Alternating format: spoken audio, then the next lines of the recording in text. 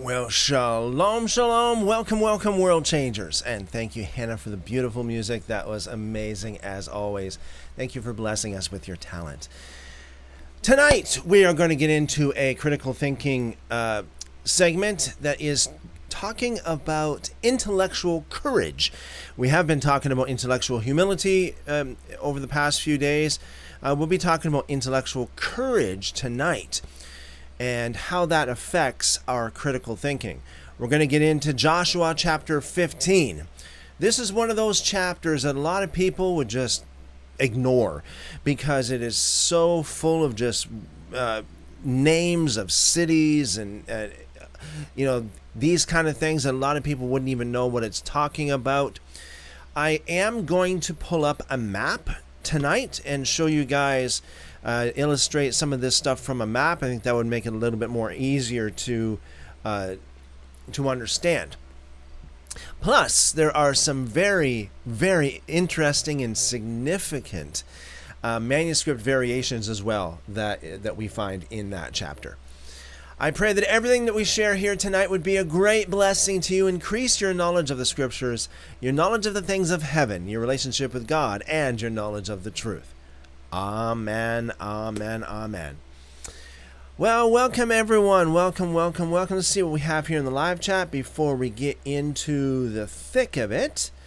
We have Chipmunk says shalom everyone. Calamento says shalom to all.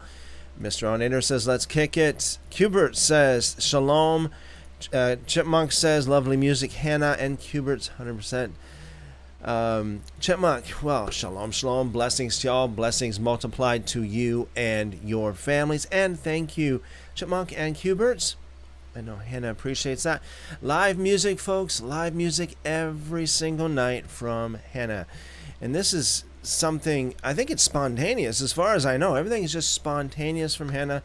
She dedicates a lot of time doing this. I, of course, of all the live streams that we've been doing here, there's a lot of time and a lot of work and, a lot of money that it takes to do what we're doing here. So if this is a blessing to you at all, if you've been here, if you're availing, if you're watching in the background, please join the channel if you haven't already. I had to turn on the members only again tonight because well, it's a long story. What happened was the other night I accidentally duplicated one of the live streams, and then I changed it to members only, and somehow YouTube didn't get it. And same with tonight as well. I changed it. Like I remember earlier today, I'm thinking, okay, definitely, because this is what we have been doing. This is the mode of operation around here, especially during the week. We got members only live chat on YouTube, and I'm going to be focusing only on YouTube. And I thought I made a point of it. I'm like, okay, I want to make sure it says members only this time. And guess what? For some reason, it didn't listen to me. So now it does. Anyways,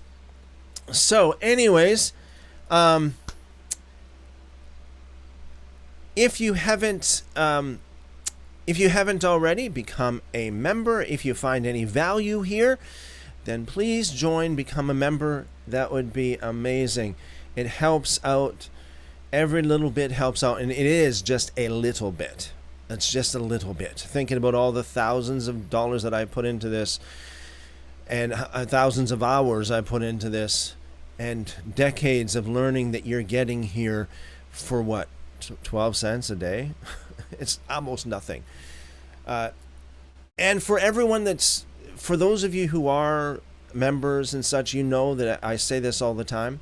I say, if you can't afford 12 cents a day, where is it here now? My email. Send me an email. Up until now, all of this time that I've been putting my email out there on a regular basis, asking people to email me if you can't afford it. Like if you can't sacrifice that quarter can of pop a day. If you can't do it, absolutely can. There was no... It's nothing, folks. I ask everybody. I say, send me an email, and we'll make sure it happens. We'll make sure that you're in. To this day, just for y'all to be on the record, I have never received one email, not yet, ever, of anybody saying I can't afford it. Nobody's ever sent me an email yet. Okay, so yes, please join the live stream. Join the channel, on YouTube. I am live right now on Kick. I'm live on Facebook. I'm live on Twitch, DLive, Rumble, Trovo, Instagram, BitChute, X, and a couple others, by the way. So if you're wondering who I'm talking to, I am focusing specifically tonight on the YouTube live chat, being a members-only live chat. Seek the Lord says shalom. Shalom, seek the Lord. Welcome and blessings multiplied to you and your family.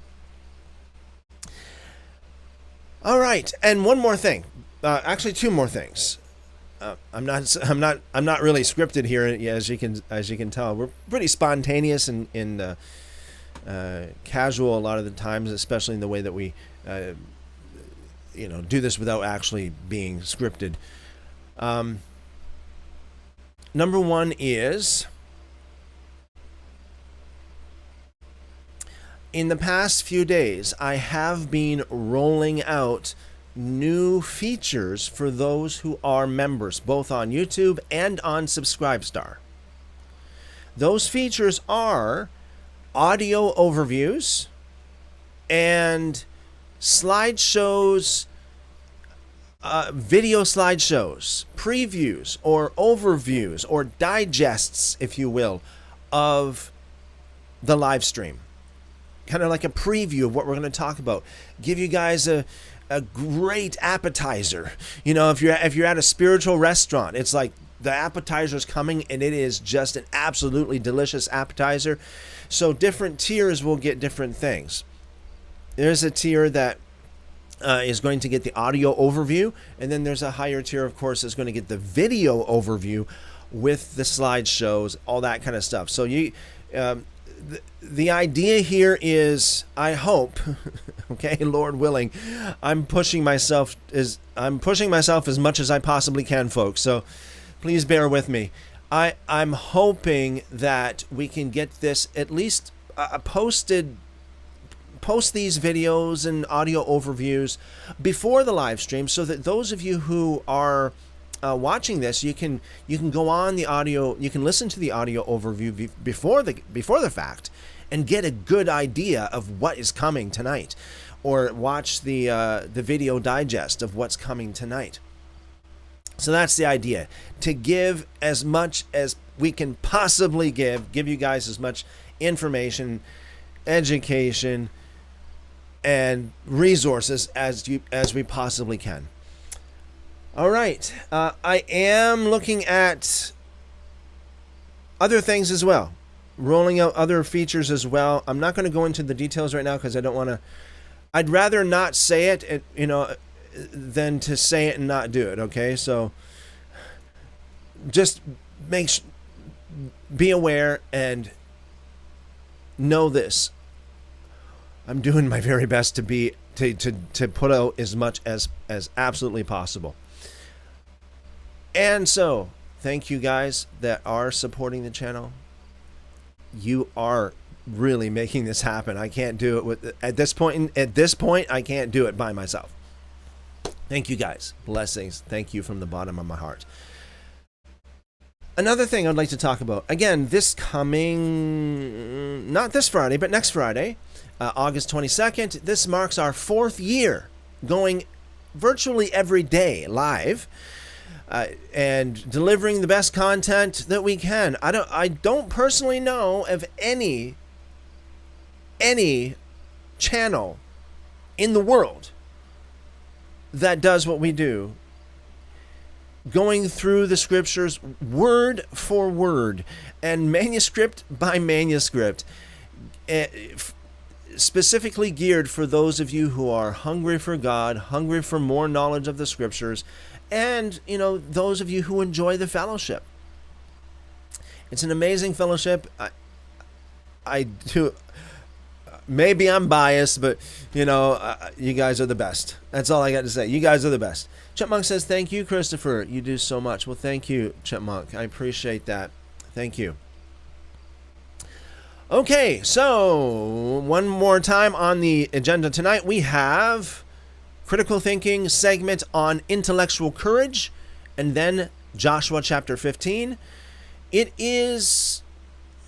can be somewhat of a grueling chapter to some people. Tonight, we are going to change things because we got some very interesting things going on here in this chapter. Excuse me, some very interesting things. Not only just the content of it, in between the details of all the lists of the cities and all that kind of stuff, but also the manuscript variations that are very significant. Okay. Before we dive into it, share the live stream, folks. Share the live stream. Critical thinking segment. This is the segment in which we talk about critical thinking, and we're going to talk here about specifically intellectual courage. We often think of courage in physical terms: a soldier on a battlefield, a firefighter running into a burning building. We recognize that as bravery. But there is another kind of courage that is quieter, rarer, and in many ways much harder. This would be a better kind of courage, if you will. It's intellectual courage. Intellectual courage is the willingness to confront our own most cherished ideas and admit they might be wrong. It's the strength to say those three difficult words: I was mistaken.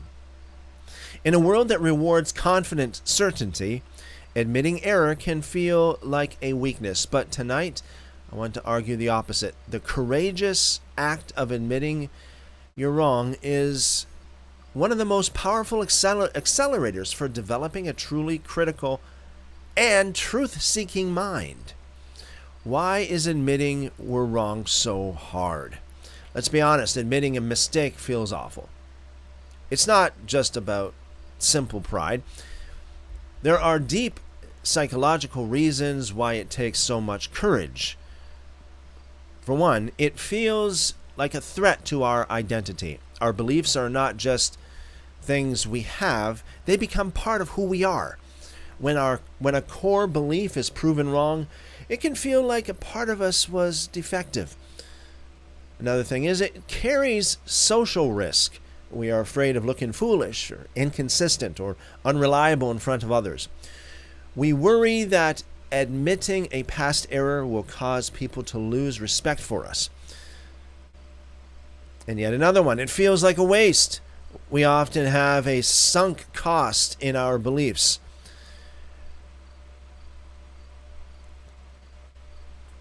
We've invested so much time, emotion, and energy defending an idea that letting it go feels like all that past effort was wasted. Overcoming these deep-seated fears requires a genuine act of courage. It requires us to choose the sharp, temporary discomfort of truth over the dull, long-term comfort of familiar falsehood. How courage unlocks critical thinking. The three breakthroughs. When you summon the courage to say, I was wrong, you aren't just ending an argument, you are unlocking three profound breakthroughs in your own mind. Number one, it liberates you from your past, unchaining your mind. When you refuse to admit a mistake, you become a prisoner of your past self. You have to spend all your present mental energy defending a bad decision or a flawed belief simply because it was yours. Your mind is no longer free to explore. It's stuck on guard duty, protecting a position it knows is weak. The courageous act of saying, I was wrong, is like unlocking a chain. It frees you from the exhausting obligation to defend that old territory. Your mind is now liberated to explore new, better ideas based on their actual merits, not on whether they support your past self. You stop being a lawyer for your old mistakes and become an explorer of new possibilities. Number 2, it builds intellectual resilience, forging mental armor. A mind that has never practiced being wrong is incredibly brittle. The slightest challenge from a new idea or a critical comment can feel like a shattering blow, leading to anger and defensiveness. But every time you have the courage to admit an error, you are exercising a muscle. You are teaching your ego on a deep and visceral level that your self-worth is not tied to being right 100% of the time. This practice forges intellectual resilience. It makes your mind like tempered steel, strong and flexible. You can engage with challenging ideas without feeling personally threatened. You can absorb criticism, learn from it, and become stronger. You are no longer defending a fragile ego, you are building a resilient mind. Number 3, it makes you a truth seeker, calibrating your compass. As long as your primary goal is to avoid being wrong, you cannot be a genuine truth seeker. Your goal is self-protection, and you will become very skilled at the art of self-deception, rationalizing, justifying, and ignoring inconvenient evidence. The courageous act of admitting you were wrong powerfully recalibrates your entire intellectual compass. In that moment, you make a declaration to yourself that you value what is true more than you value the comfort of feeling right. This singular shift in motivation changes everything. It makes you more observant, more curious, and more honest in your evaluation of evidence, because your ultimate goal is no longer to win, but to learn. Today's challenge. Your challenge for today isn't to go out and find a mistake to confess to someone. It's a quieter, more internal act of courage. I want you to look back and identify one time in your past. It could be from the last week, last year, or a decade ago, when you held a strong belief or opinion that you now know was mistaken. Take a moment and consciously reframe that experience. Don't cringe or feel embarrassed. Instead, see it as a victory. Say to yourself, I am a person capable of growth. I am strong enough to change my mind when presented with better evidence. The challenge today is to practice being proud of your past growth, not ashamed of your past errors. That is the first step in building the courage to do it again and again. Amazing, amazing, amazing. Okay, we're going to get into our scripture reading segment here in just a moment. Another little piece of news here as well in regards to the channel. We are still working on getting things working properly when it comes to the live music. We've been having a lot of problems with the live music here. I'm thinking it's either the software or the hardware. We have invested in a little bit different hardware, and so hopefully that's going to fix the problem. That's not going to be implemented until maybe even this weekend, Lord willing. Okay, I'm not sure. It all depends on. Sometimes it depends on the weather. It all depends on when when the order comes in and all that kind of stuff. So I am working on it, just so you guys know. I think last time we only had a couple cameras working because of the problems that we've been having here. So that's still on the table as well. We're still working on that feverishly. So yeah, it is somewhat frustrating. Okay, so Joshua chapter 15 is a long chapter, 63 verses. 63 verses here.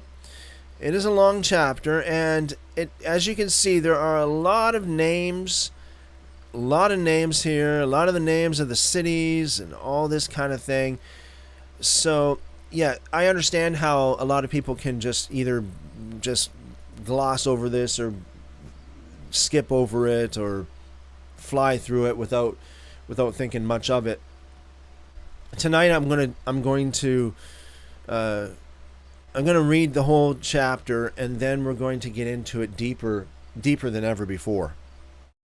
There are manuscript variations. I also have a map to help us on our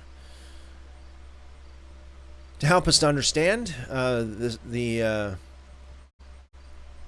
situation here. All right, I'm just trying to think here because there's so much stuff on the go. I got the text, I got the map. How are we going to do this?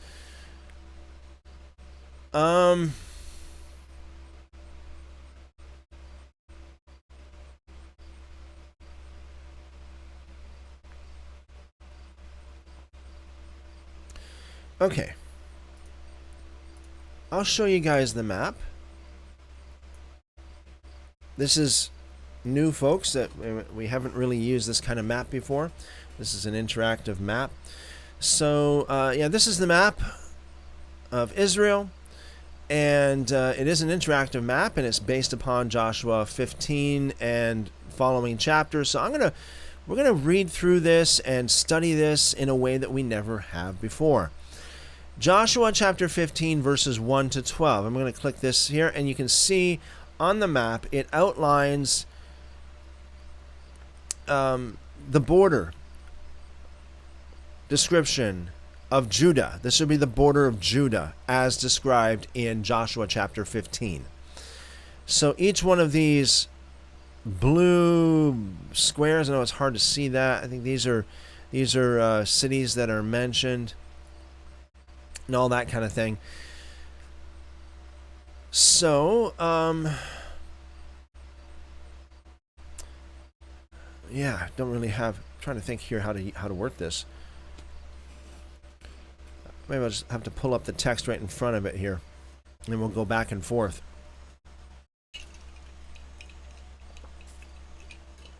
So first of all, we're going to read the text. We'll have the map in the background. We'll be flipping back and forth between the map and the text. And then we're going to go through the manuscript variations, which are very interesting in and of themselves. Joshua chapter 15, verse 1.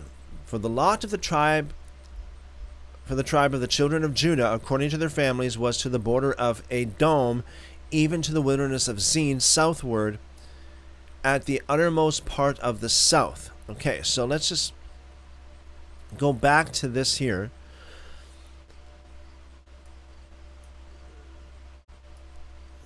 So this would be the south. Now, this map, of course, just like any other ancient map, it may not be 100% accurate. I don't see anything labeled Edom. Of course, we got the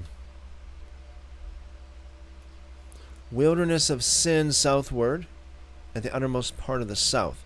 So that would be in this area here, southward. Wilderness of Zin. So we're talking right now about this particular border here. Okay, the southern border, as it says here.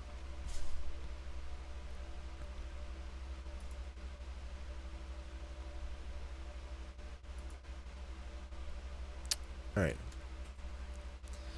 Verse 2, the south border was from the uttermost part of the Salt Sea. So that would be over here, the Dead Sea. Okay, so we're talking right here.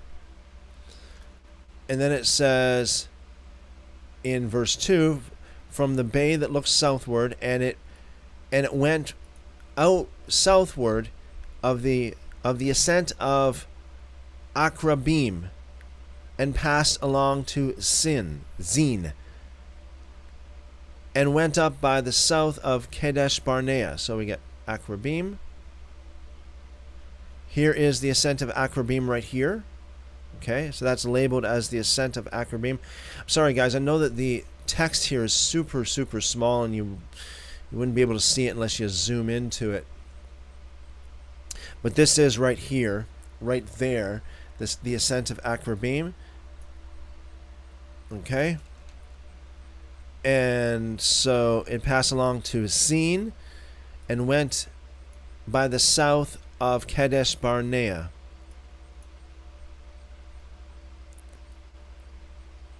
Okay. And there's Zin right there. It's labeled as Zin right here. And then it says it went to the south of Kadesh Barnea, which I don't see labeled here.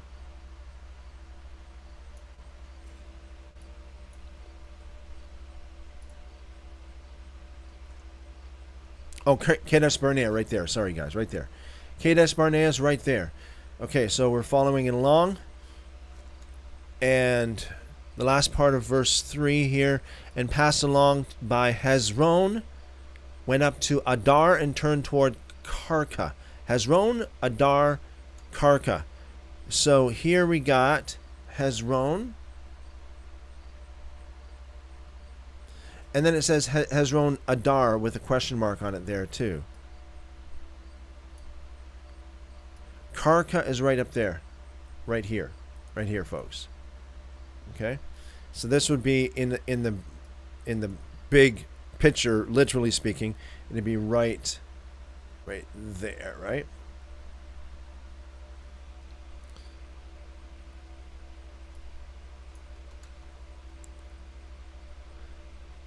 Verse 4, and it passed along to Asmon.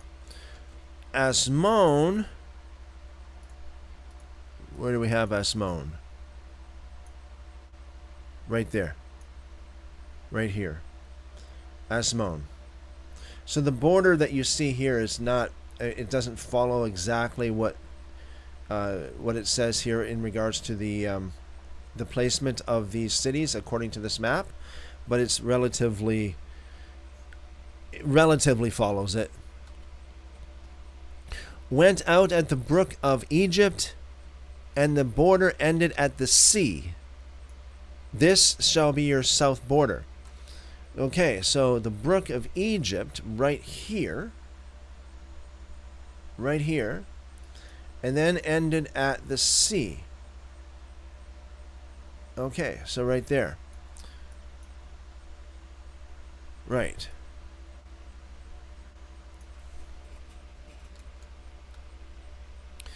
Verse 5, the east border was the Salt Sea, even to the end of the Jordan.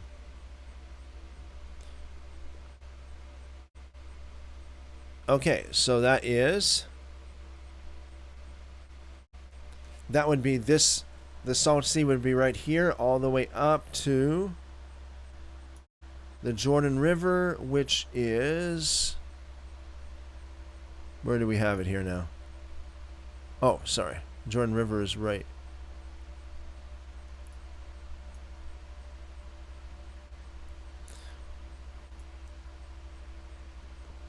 It's not labeled very well here. So the Jordan River would be flowing here between right there. This squiggly line is the Jordan River. Okay, so that would, so the border comes up to the Jordan River here at the top, if you will, in the north part of the South Sea. The Salt Sea, excuse me. It says the border of the north quarter was from the bay of the sea at the end of the Jordan. Verse 6, the border went up to Beth Hogla. Beth Hogla. No, where are we? I don't see it labeled here.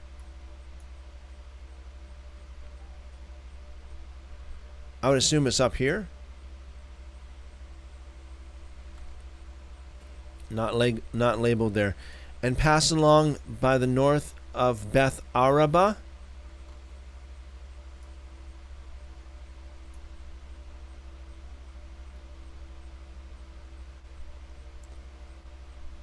And that's not labeled here either, Beth Araba. I don't see it anyways. And the border went up to the stone of Bohan, the son of Reuben. The border went up to Debir from the valley of Achor.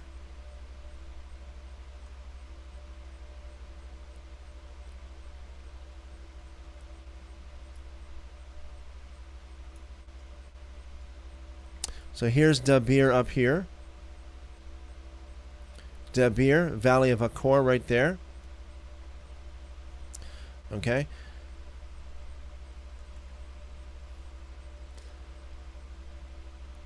And so northward looking toward Gilgal. Gilgal is right here. So Debir here, Gilgal here. So we're moving along. So we're getting towards Jerusalem. That faces the ascent of Adumim. The ascent of Adumim. There's Adumim right there.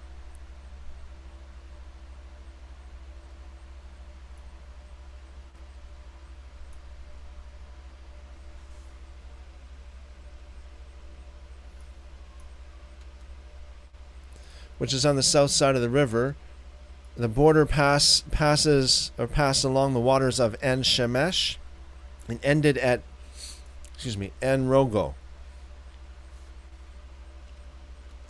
Again, En Shemesh and Rogo I do not see here.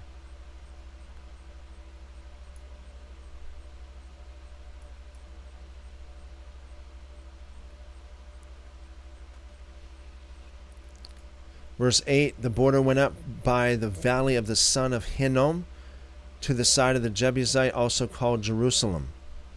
Okay. So we're here now in Jerusalem. Hubert says it's interesting seeing the geography talked about in Scripture. Yeah, thank you, Huberts. Right, yeah, thank you.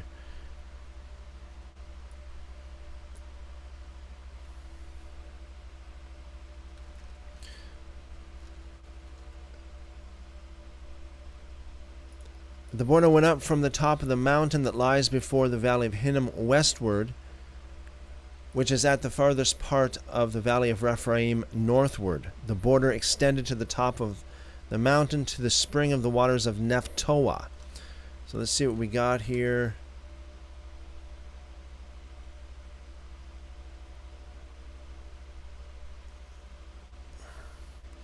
Not easy to follow, folks. Certainly not easy to follow. So we'd be going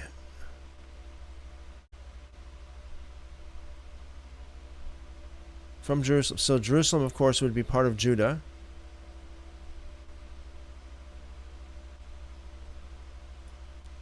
It's not labeled here. It's not labeled here.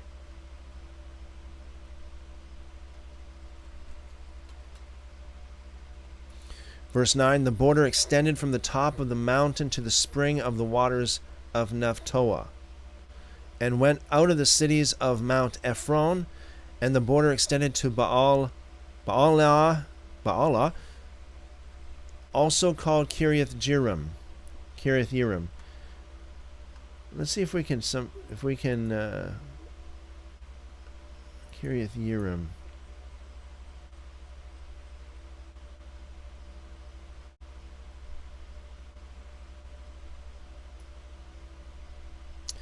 Yeah, it is not easy. We get a good idea. I mean, we get a general idea of where everything is.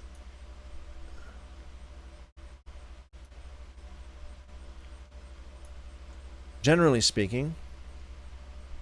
Kiriath Jearim. Here it is right here, folks. Right there. Kiriath Jearim. Right there.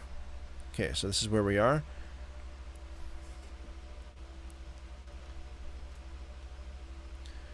And the border turned about from Bala'ah westward to Mount Seir. Okay, so Kiriath Yearim here, and then we have Mount Seir here, right here. Okay, so we're going like that.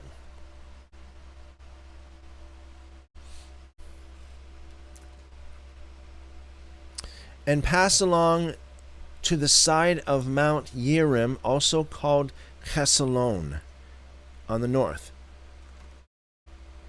So we have Chesalon right there. So we're kind of going, this would be like southwest this way. Chesalon.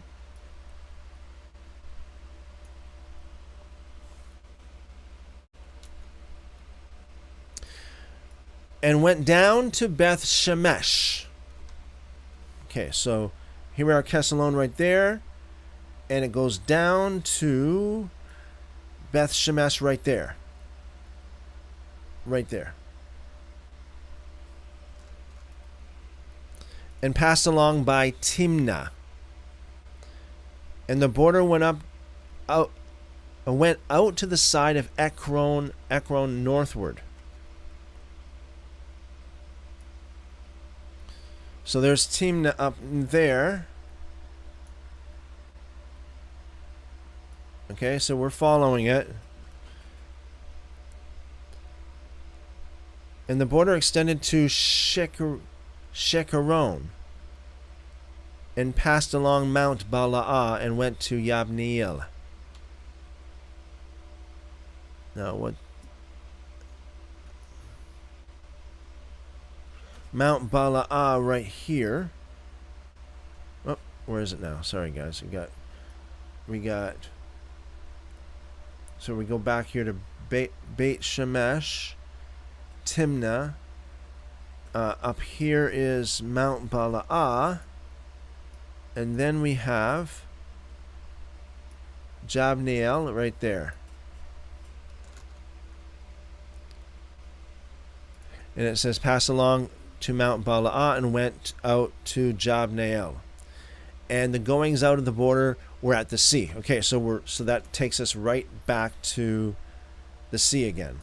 Okay, so zooming out here, we did the southern border, we did the eastern border, we did the northern border,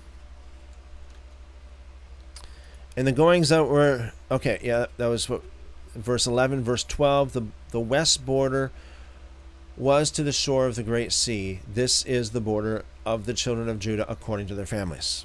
Okay. Caleb's portion in conquest. So this is verses 13 to 19. Now I think we have that as well on the map. Verses 13 to 19.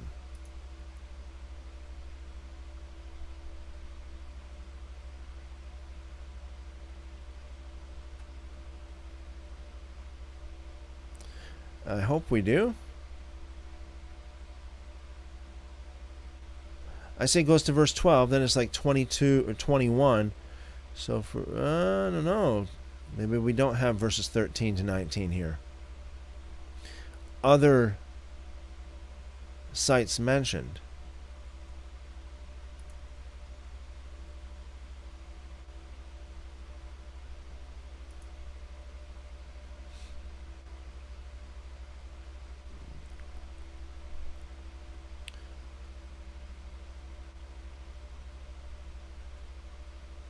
Yeah, looks like it's not listed here. Verses 13 to 19, it says, he gave Caleb, the son of Yephuneh, a portion among the children of Judah, according to the commandment of Yahweh to Joshua, even Kiriath Arba, named after the father of Anak, also called Hebron. Okay, so Hebron is right there. Right there, folks. There's Hebron. So right basically in the middle of Judah. Verse 14, Caleb drove out the three sons of Anak, Sheshai, Ahiman, and Ptolemy, the children of Anak. He went up against the inhabitants of Debir. We already pointed out Debir earlier there. Now, where was it? Debir was down here, wasn't it?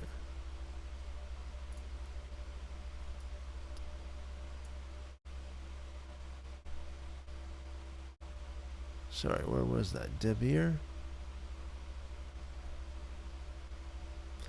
It was down here, wasn't it? It was down here somewhere.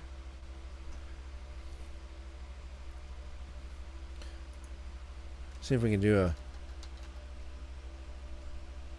search for it. No, can't do that.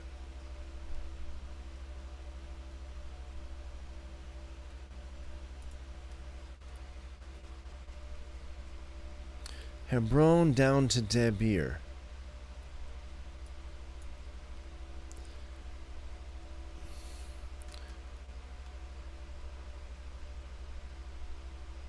So that's verse 15.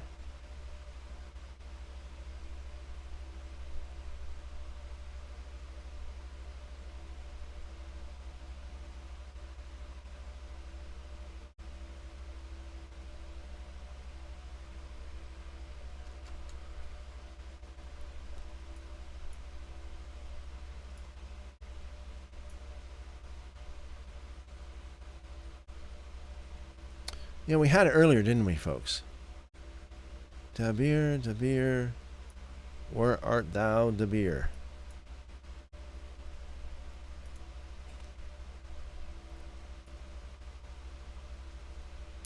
It was around there anyway, in the south of Hebron.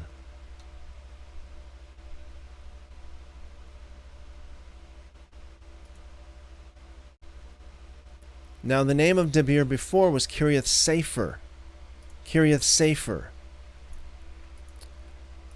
Caleb said, "He who strikes Kiriath Sefer and takes it, to him I will give Aksah, my daughter, as wife." Othniel, the son of Kenaz, the brother of Caleb, took it, and he gave him Aksah, his daughter, as wife. When she came, she had him ask her father for a field. She got off her donkey and said, and Caleb said, "What do you want?" She said, "Give me a blessing, because you have set me in the land of the south. Give me also springs of water." So he gave her the upper springs and the lower springs. So the problem was, folks, this is the problem. In the south, it was too dry.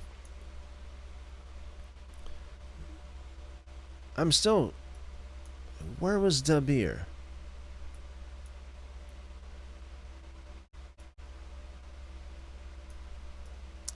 In the south, it was too dry. So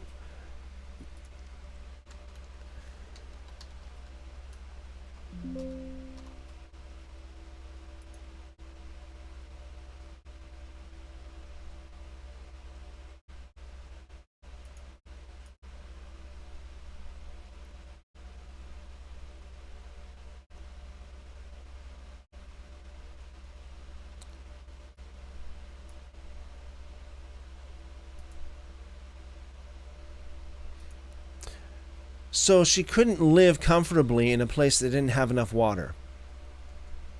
That was the problem. Verse 20. Cities of Judah. This is the inheritance of the tribe of the children of Judah according to their families. The farthest cities of the tribe of the children of Judah toward the border of Edom in the south were labeled, or were Kabzeel, Ader, Jaguar. Okay, so there's lots going on here. This is verse 21. So this is labeled in here. Look at all this. So Kabzeel, which would be, where is that?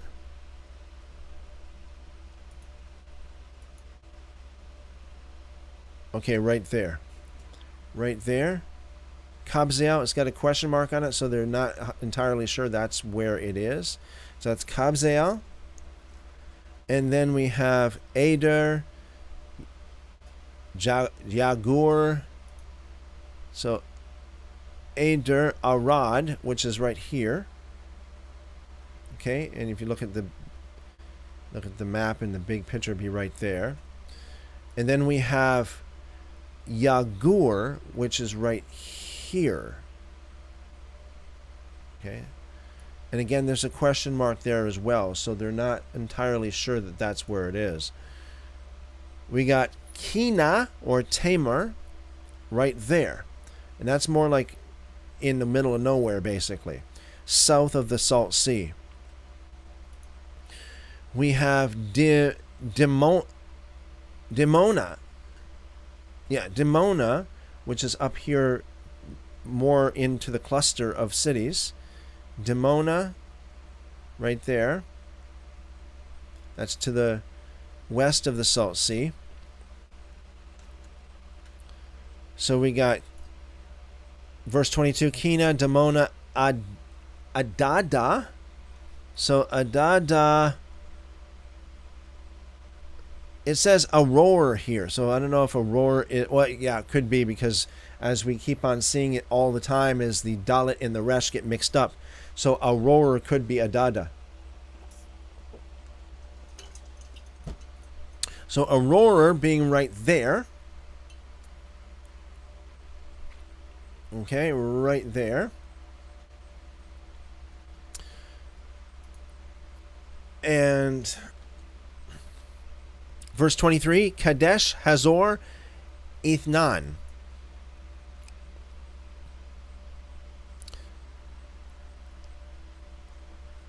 Kadesh is way out on the way out in the boonies out here. Kadesh in the southern part, almost southwestern part. Kadesh. And then we have Hazor right here.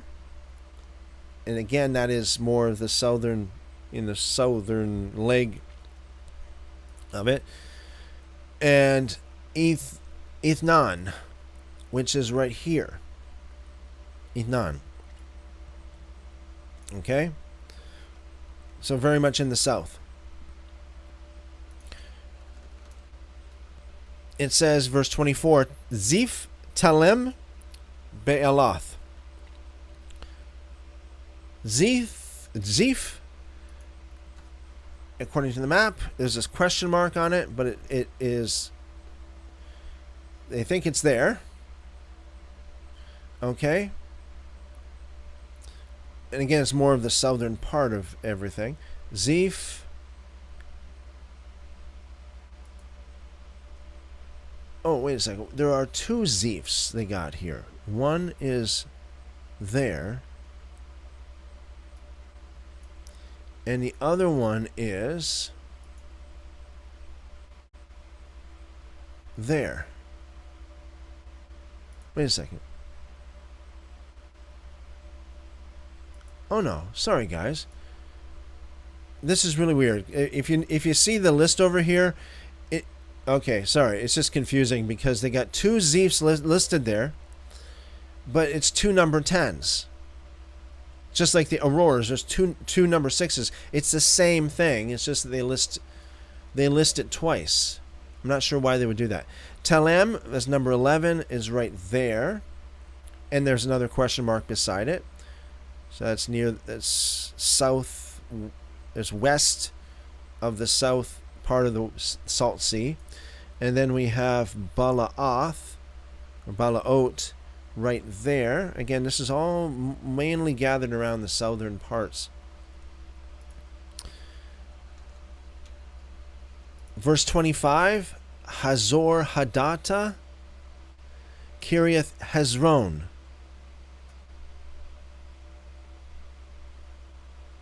Also called Hazor. Hazor Hadata. Now the map only has Hazor Hadata here, I can see. Hazor Hadata again right here in the southern part. At the very south fringe here. Okay. Right there.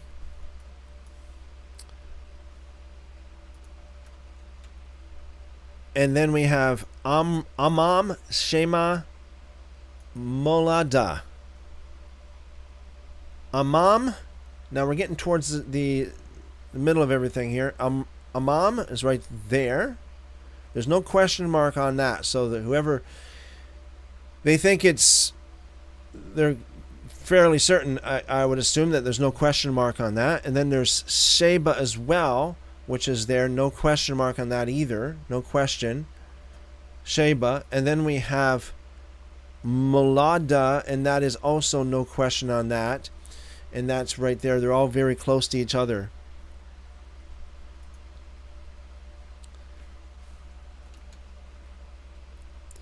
Verse 27, Hazar Gada Heshmon Beit Pelet.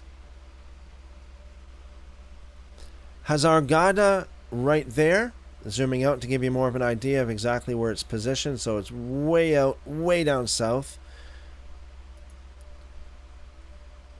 Heshmon. Again, way out in the south. It's more towards the western part of the south there. And then we have Beit Pelet in the center of everything. Beit Pelet in the center of everything. Close to Kabzeel.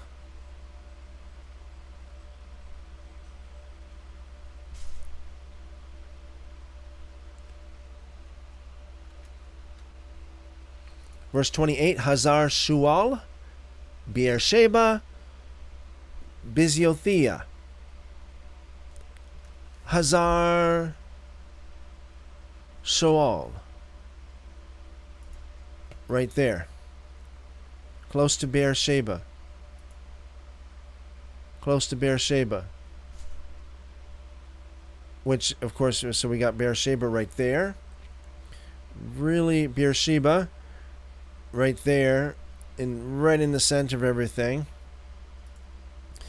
And then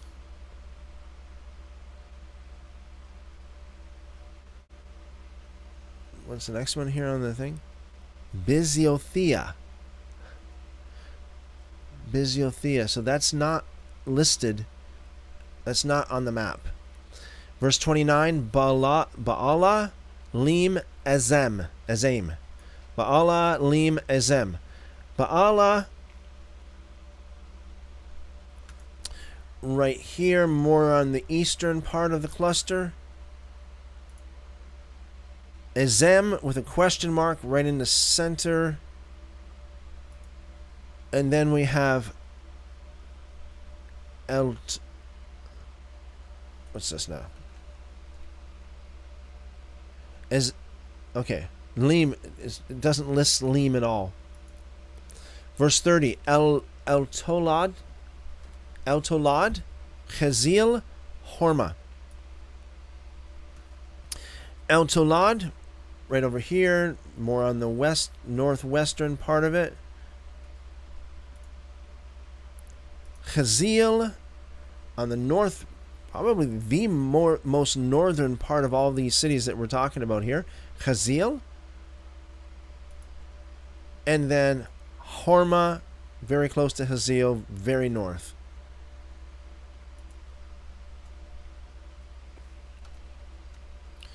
Then in verse 31, we have Ziklag, Madmana, Sansana. Ziklag, over here on the western part. Madmana, right there, north, central north. Sansana, and get close to the last one. And then we have, I think, 3 more, right? Leboath, Shilhim, Ain, and Ramon. Leboath, Shalim, Ain, and Ramon. The map has got En Ramon together, not as 2 different cities, but as one city, which is right there in the center. So zooming in here, right here. Let me know, folks, if you think that I should zoom in more or zoom out more. Trying to make it trying to help us all to envision this and to get it to wrap our minds around it to the best of our ability so we can see where it was located.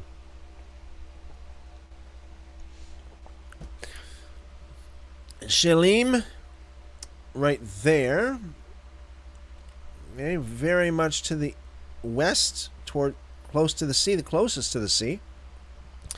Shilhim, and then we got Labath, which is also right there, very close to Shalim. Rabath, right there. Labath. Okay.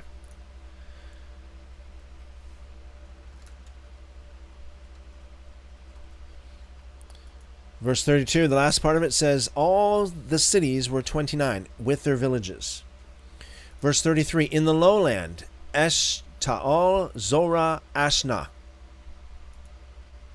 Well, let's go back out here and find our spot here for verse 33. It's right here.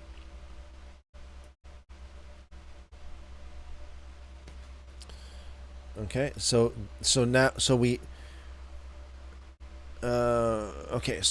we have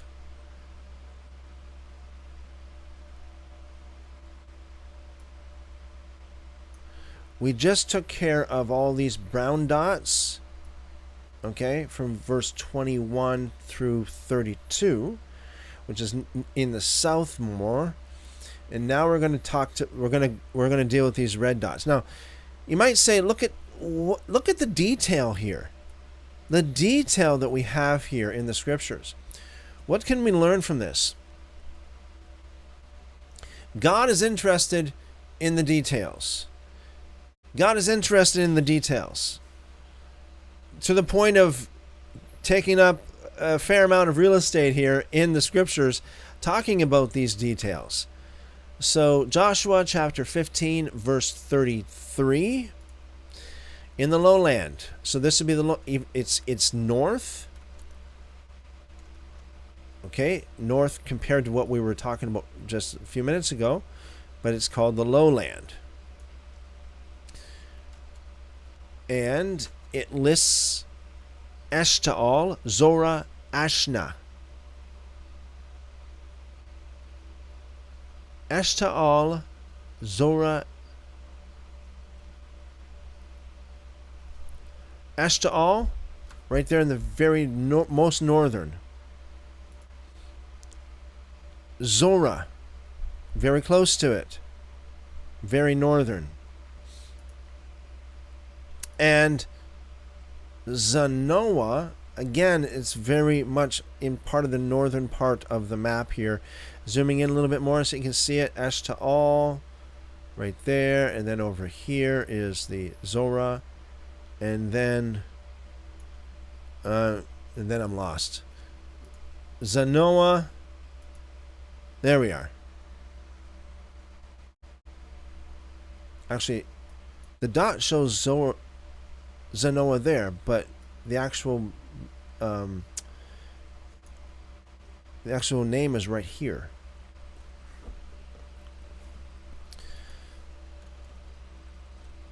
Verse 34, Zanoah and so Ashna is not on the map.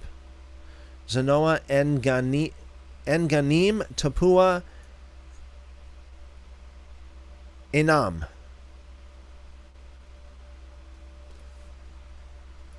So we got right here is En-Ganim. So we're kind of making our way down from the most northern. En-Ganim, Tapua, again right there in the north. Tapua, and Imam, right there. Right there.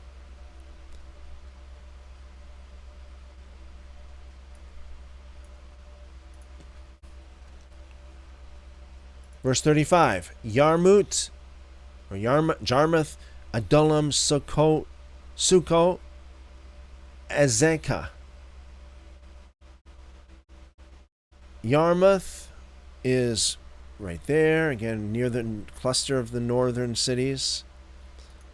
We have Adullam, again, right there. We're kind of slowly making our way down, getting more southern. And Sukkot is there, still in the northern tip here of all of these cities that are listed.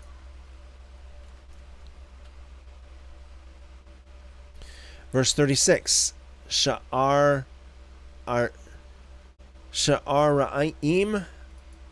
Adithaim, and Gadara, or Gederathaim. Sha'araim, right there, again in the northern tip.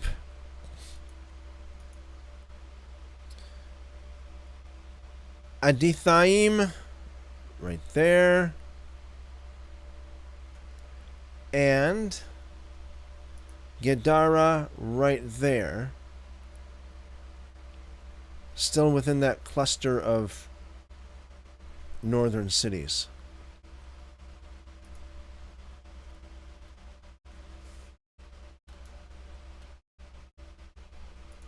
There's 14 cities with their villages. Okay. Verse 37. Zenon.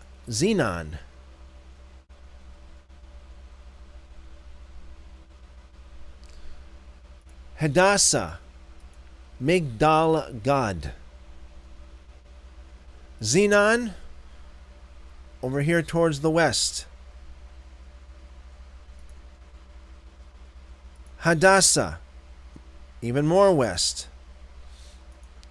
And Migdal Gad, still very much in the west here, right next to Hadassah. So we get Hadassah up here, and then Migdal Gad right there.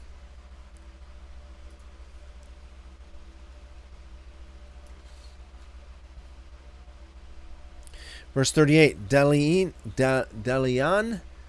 Mizpah, Yokthiel. Delian, there. Very close to the others.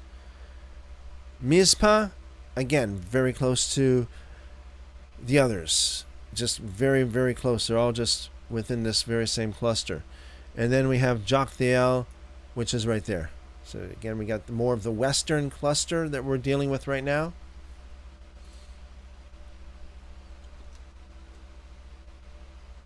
Verse 39, Lachish, Bosca, Eglon. Lachish, more central. Bosca, again, more central. Boscat.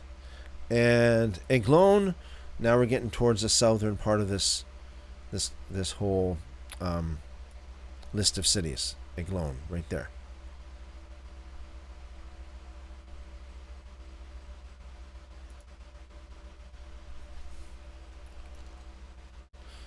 Verse 40, Kabon, Lamam, Chitlish. Kabon, right there. More central again. Lama, very central in this list of cities. And Gederot, more in the southern part there. South central.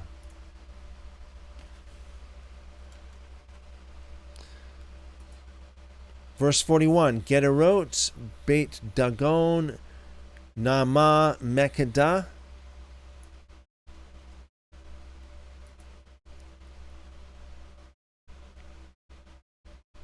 We didn't get Nama, did we?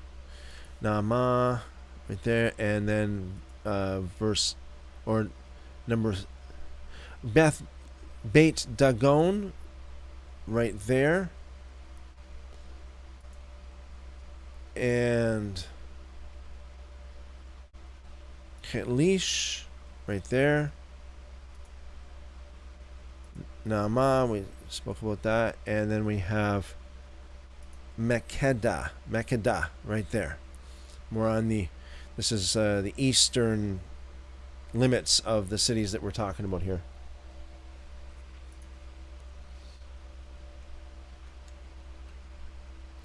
Verse 42, Libnah, Aether, Ashan.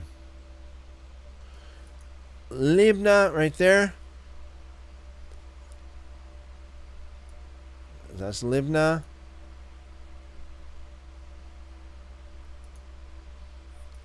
Aether, right there. And Ashan, right there. –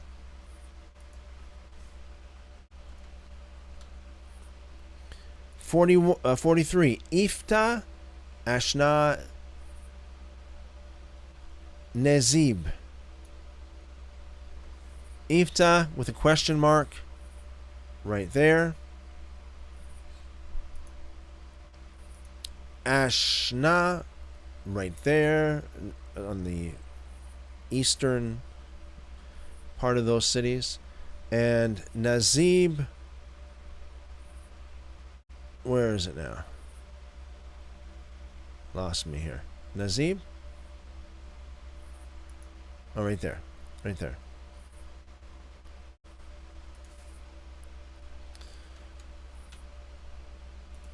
Kala, Akzib, Maresha. That's in verse 44. Kala, Akzib, Maresha. So Kala,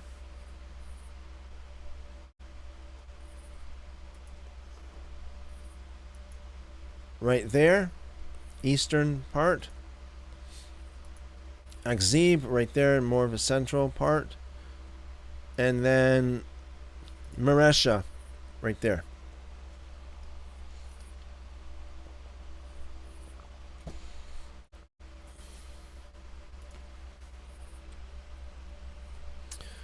Okay, so that takes care of verses 33 to 44.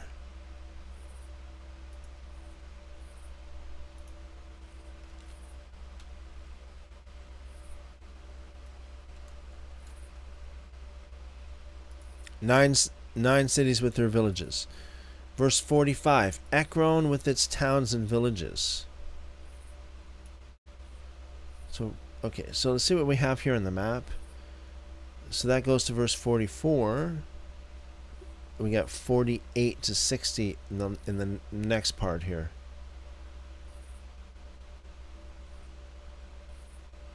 And that covers everything that we have here on this map from 48 to 60.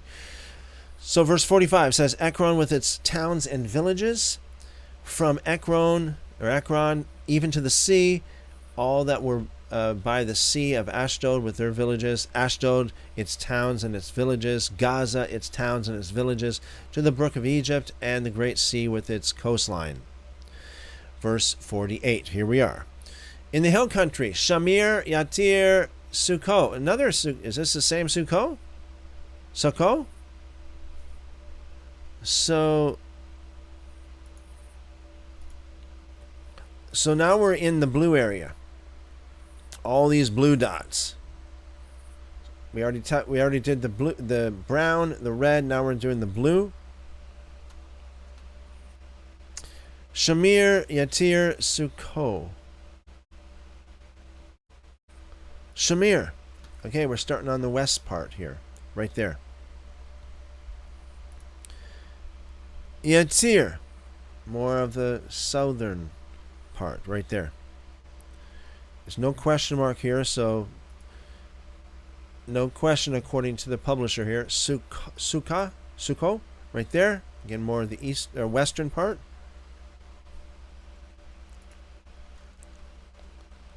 Verse 49, Dana, Kiriath, Sana, which is Debir.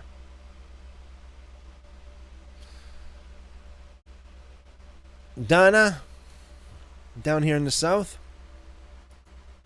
Question mark by that one. Kiriath Sana, right there it says Debir.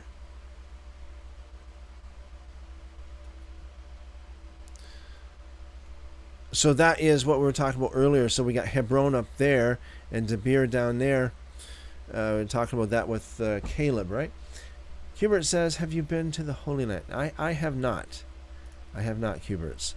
These names are some tongue tires. They are for sure, Huberts.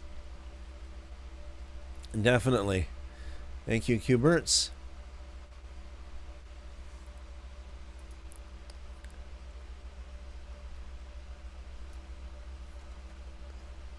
Verse 50. Anab Eshtemo Anib. Anab, right there in the westernmost part of this cluster. Eshtemo, more central. And Anim, right here, the southern part. Anim.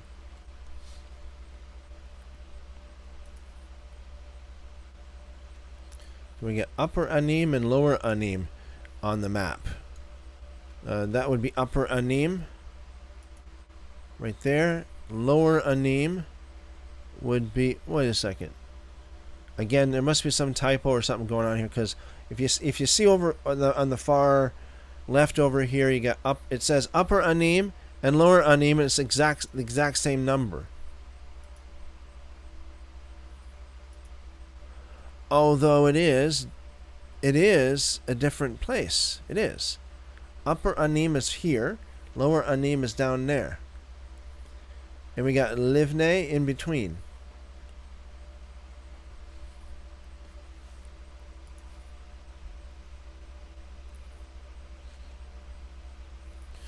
Goshen, verse 20 or verse 51. Goshen, Holon, and Gilo.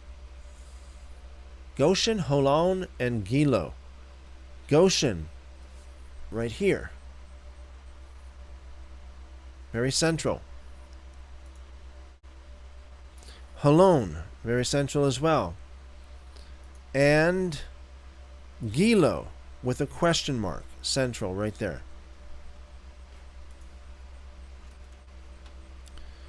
11 cities with their villages, it says in verse 51. Verse 52, Arab, Duma, Eshnon. Arab. Okay, we're getting up more in the northern parts. Arab right there.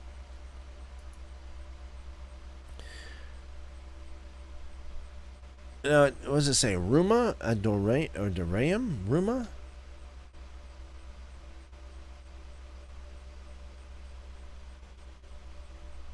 So instead of Duma, it's got it listed on the map as Aduraim, which probably would be the same thing. So that would be right there, very central. And then Eshan, right there again, very central, but it's on the western part of this particular cluster. Verse 53, Yanim Beit Tapua Afeka.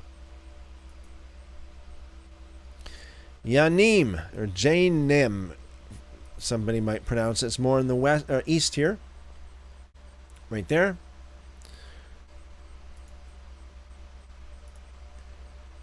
Beit Tapua, right there. More central again, or in the west side of this cluster. And then we have Efeka, right there.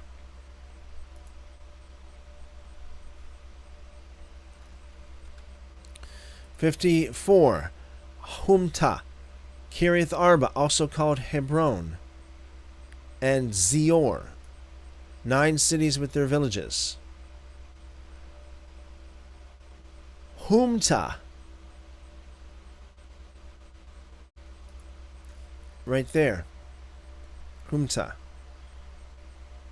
right there. So it's kind of in the middle between Zanoah, Afeka,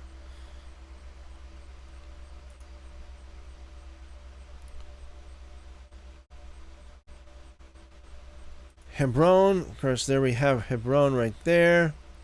Pretty well marked and defined. And then we have Zior. To the north, a little bit slightly east of Hebron. Right there. So Hebron's down here, and then we have Zior up here. Right there. No question marks there for Zior.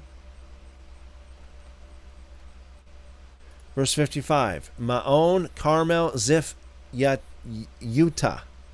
Utah. Maon. Right here. Actually, the dot is here, but the actual name of the place, according to this map, is a little bit to the west, to the east of it. Maon, Carmel. There's Carmel right there. Okay. Carmel in the big picture right there. And we got Ziph. Was that Ziph there too? Ziph and Utah. Okay. Ziph right there.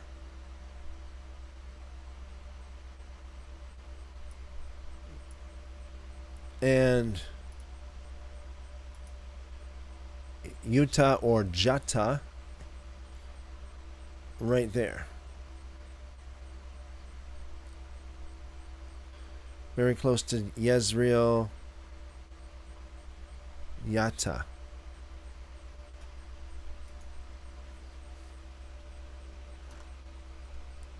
And yes, so we got Yezreel, Yokdeam, Zanoah.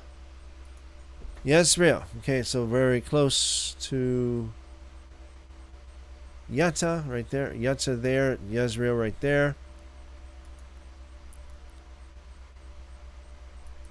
Couple places listed as Yezreel with a question mark around the same area. Yokdaim, north of Yezreel, right there.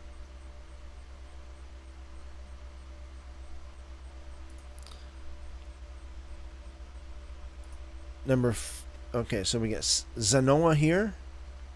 So they'd be like, so we got Yezreel,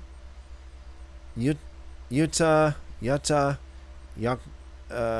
Yokdaim over here, all this whole cluster, and then right there to the west is Zanoah. It's got a question mark on it though.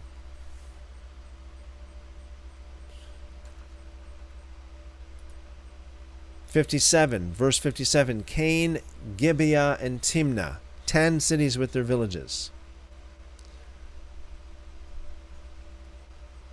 Cain, Gibeah, and Timnah. Cain, right there, by Bani Naim above.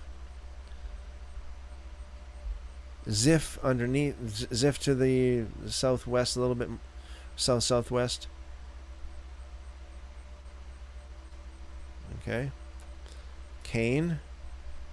Gibeah, right there in the southern part, the most southeastern part of this entire cluster that we're talking about now. So there's Gibeah with a question mark. And Timnah, right there. Timnah right there.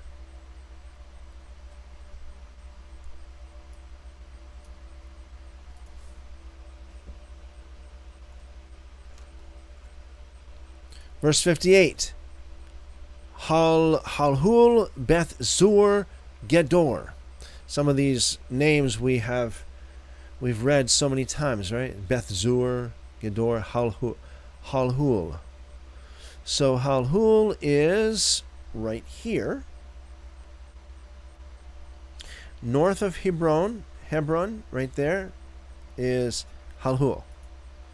Then we have Beth Zur, very close to it, right next door to it, Beth Zur right there, well, what would you say, northwest of it. Very close. Again, Hebron is right there. It's almost like a suburb of Hebron in a sense. Beth Zur. Gedor, right there.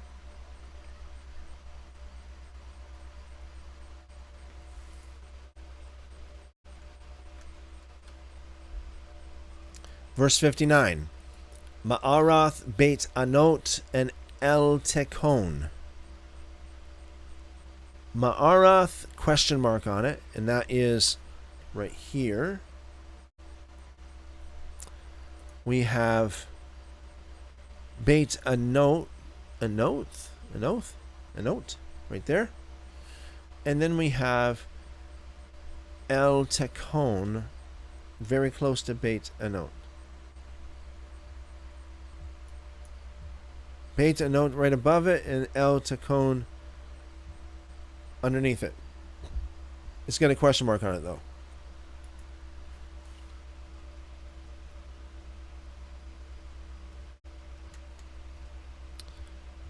So it says 6 cities with their villages.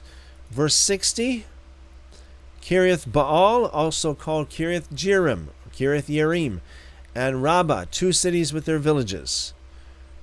Okay. Kiriath Baal, or Kiriath Yearim, right here.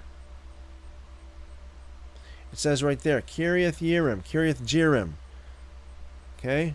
So right there in the grand scheme of things, it's right in the very northern part of it. And then we have Rabbah, still in the northern part, but not the most northern part, but kind of in the middle of nowhere too. Very hilly area, Rabbah, but it's got a question mark on it.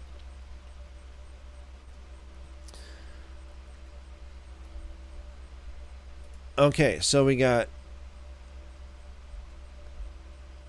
6 more. In the wilderness, Beit Araba, Medine, Sakeka. Beit Araba, right by the Salt Sea. Very northern part of the Salt Sea, to the west, northwest. And Medine, again, basically right along the Salt Sea right there. Medine. Sakeka, again, very close to the northern corner, if you will, northwestern corner of the Salt Sea right there.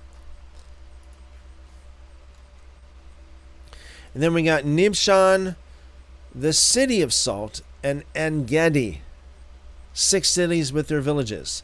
Nibshan, right there along the Salt Sea, along the Dead Sea. And then we have, hold on a second, there's 2 Nibshans here. It looks like both of them has a question mark. So, they're both very close to each other right here, you can see. Right along the Dead Sea. And then we have the city of salt to the south. And then we have En-Gedi right at the Salt Sea again. Right at the Dead Sea right there. Well. It looks like we've done it, folks. Every single city that's listed here mapped out on the map. Verse 63, as for the Jebusites, the inhabitants of Jerusalem, the children of Judah couldn't drive them out. But the Jebusites live with the children of Judah at Jerusalem to this day. Okay. Now, let's try to tackle some of these manuscript variations. Manuscript variations, folks.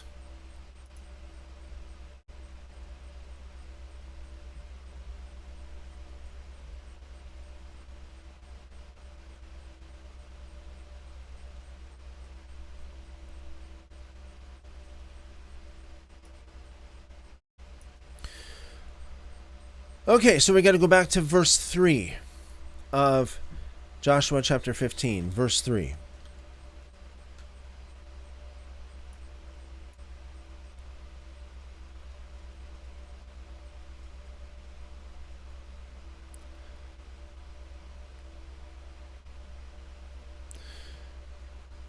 It says in the Masoretic Text, from the WEB translation of the Masoretic Text, and it went southward of the ascent of Akrabim, passed along Zin, and went up to Kadesh Barnea, and passed along Hezron, went up to Adar, and toward Karka. So this is the southern border. The Septuagint says, and they proceed before the ascent of Akrabim. Just double check Akrabim in the Masoretic Text. Okay, that says Akrabim with the M as in Mary instead of N as in Nancy as it has it in the Septuagint. The Septuagint goes on to say, and around and out round Sina. Well, in the Masoretic it says Zin, Z-I-N, Zin, where in the Septuagint is Sina, S-E-N-A. Septuagint goes on to say, and go up from the south to Kadesh Barnea. Very similar to the Masoretic Text. Go out to Asaron in the Septuagint. Masoretic Text says to Hezron, so yeah, okay, that works. And proceed up to Sarada. The Masoretic Text says Adar versus Sarada. So it's almost like backwards without the S.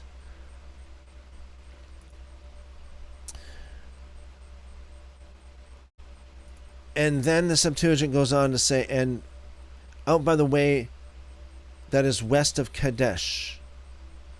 Now this says, in the Masoretic Text says, turning toward Karka. So different. Peshitta says, and it went out from the south of the ascent of Akarkam. So Akarkam in the Peshitta, Akrabin in the Septuagint, and Akrabim in the Masoretic Text. Let's see what the Vulgate has to say. The Vulgate says scorpion. It goes towards the ascent of the scorpion. Wow. Al says, shalom everyone, great blessings. Shalom Al, great blessings multiplied back to you and yours. So that's a little bit different, folks. We got scorpion versus Akarkam versus Akrabin versus Akrabim. Then Masoretic says Zin, Septuagint Sina, Syriac Zin, and Vulgate Sina again. Sina.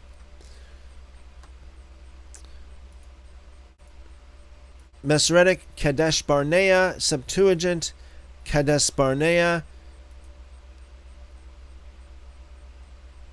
Syriac Rakem Dagaya, very different, like it was before. Rakem Dagaya. And the Vulgate Kadesh Barnea. And then we got Hezron in the Masoretic, Asoron, Septuagint. Peshitta is what is Chatzeroth? That's different. Al says shalom from Kick as well. Shalom Al. Blessings. Wow, that is so different. I suppose you can match up some of these letters, like the KH would be the H in the Masoretic, and then you got the T. Hold on here.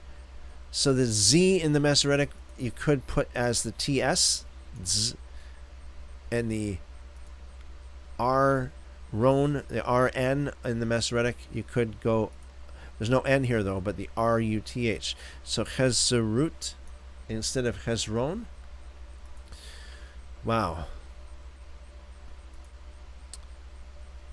And the Vulgate says Ezron. Septuagint, or excuse me, Masoretic, Adar. Septuagint, Sarada. Syriac, Adar. Wow, you got something the same for once. And Vulgate, Adar with a double D. The other ones don't have double Ds. And then we have Karka, the last name that's mentioned there in the Masoretic text of verse 3, Karka, K-A-R-K-A. Septuagint, Kadat, Kades, with a C. And Syriac, Karka, with Q's. And Vulgate, Karka, with C's. Wow, differences.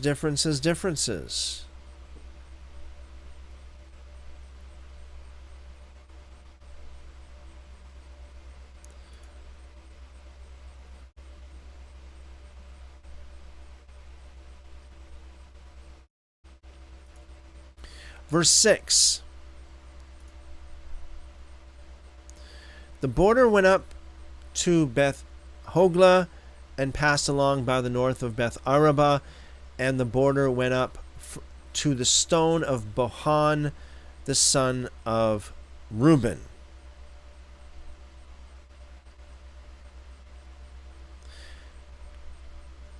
So this one describes, we want to look at Beth Hogla,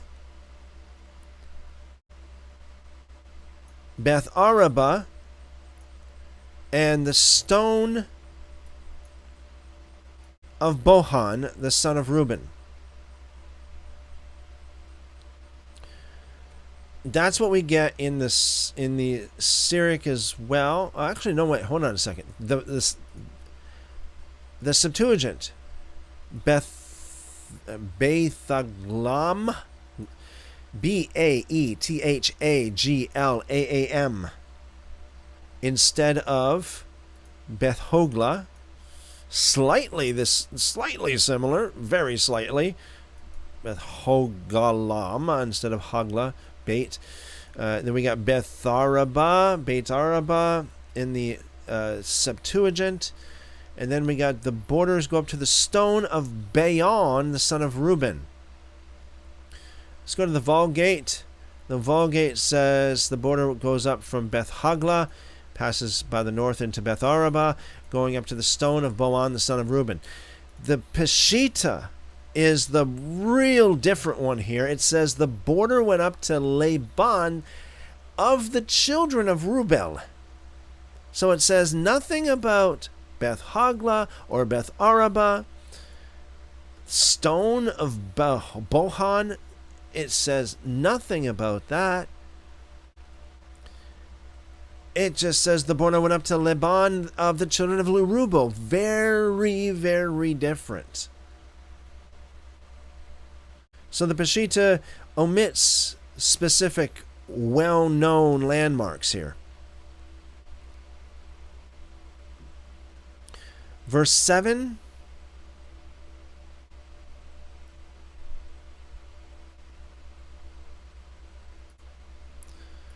The border went up to Debir. This is Masoretic Text. The border went up to Debir from the valley of Achor, and so northward, looking toward Gilgal, that faces the ascent of Adumim, which is on the south side of the river. The border passed along the waters of En-Shemesh and ended at En-Rogel. Okay, we'll take this one step at a time here. So so this is a big verse, 1, 2, 3, 4, 4.5 lines long. Wow. Okay. The border went up to Debir from the valley of Achor. The Septuagint says the borders continue to the fourth part of the valley of Achor. So it doesn't say anything about Debir. The Peshitta says the border went up to Debir from the valley of Akur. Okay. The Vulgate as reaching as far as the borders of Debara, so that'd be a variation of Debir, from the valley of Achor. So the Septuagint is the odd one out here. The next part of that verse, and so northward, looking toward Gilgal, in the Masoretic Text. The Septuagint, and go down to Galgal. The Syriac, and to the north, and returns to Galilee. The Vulgate, and so northward, looking towards Galgal. So, yeah, different as well. The Masoretic continues, that faces the ascent of Adumim, the Septuagint, which is before the approach of Adamim, the Syriac, and that is next to the ascent of Ramin.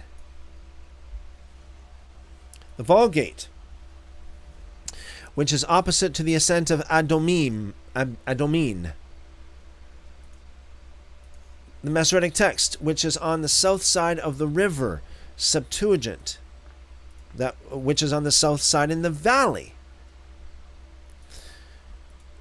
Syriac, from the south to the river. Vulgate, the south side of the torrent. Masoretic Text, it continues, and terminate at the water of the fountain of the sun. Oh, excuse me, that's the Septuagint, not the Masoretic Text. Terminate at the water of the fountain of the sun. The Masoretic Text says, the border that passes along to the waters of En-Shemesh. Wow. So you see we got here, the difference is, oh, sorry guys, I didn't even have that up. So you can see the differences here being that the border passed along the waters of En-Shemesh versus and terminated the water of the fountain of the sun. So the difference is, it seems to me that one is transliterating it, like the Masoretic Text, the WEB of the Masoretic Text does, whereas the Septuagint translates it instead. The Peshitta, and it passed, from the south of the river, and it passed the border unto En-Shemesh, the fountain of the sun. And the Vulgate, and the border passes the waters that are called the fountain of the sun. And the last part of the verse, this is Joshua 15 verse 7 from the Masoretic Text, and ended at Enrogel. Ended at Enrogel. Septuagint. And going forth shall be the fountain of Rogel. Syriac, and its limits were at Ein Dugel, the fountain of lying. And the Vulgate says, and the goings out thereof shall be at the fountain of Rogel. Wow, that is very, very different, folks. Very, very different between the texts. Seeing that this is such a long chapter, I am going to make this chapter into two parts. So tomorrow, Lord willing, we'll continue with the variations between the text here of Joshua chapter 15. As you can imagine, there are some very, very variants, very different variants of the text of Joshua chapter 15, including some even extra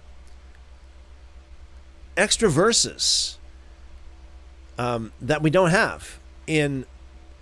Well, we have an extra verse, at least one extra verse, very, very detailed extra verse that we don't have in that's in the Septuagint, that is not in any other text. All right, folks. So that'll be it for tonight. We'll pick it up again, Lord willing, tomorrow evening. If you haven't already, please leave a like, subscribe, and follow. We do this every single day. And once again, if you are enjoying this, and if you're not a member of the YouTube channel yet, please consider becoming a member. All you have to do is click the join button underneath, and you will get different perks depending on what tier you choose. You can also use the link in the description underneath as well. All right, folks. You guys are amazing. You guys are awesome.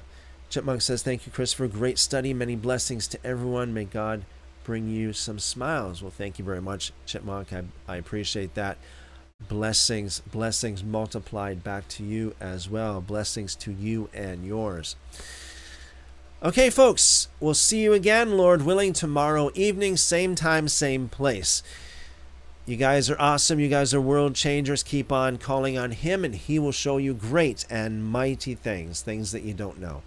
Seek the Lord says, thank you for your time, brother. God bless you and all here richly and abundantly. See you tomorrow. Thank you, Seek the Lord. God bless you more. Blessings multiplied to you and your family. Okay, guys. Good health, long life to you. I pray the Lord bless you and keep you. Make His face to shine upon you, lift up His countenance upon you, and give you wonderful, wonderful shalom. Amen, amen. Al says, thank you always for the studies and everyone who came to support. Shalom all, great night all. Thank you very much. Al, blessings multiplied back to you and your family. Have a wonderful evening. Okay, guys, we'll see you tomorrow.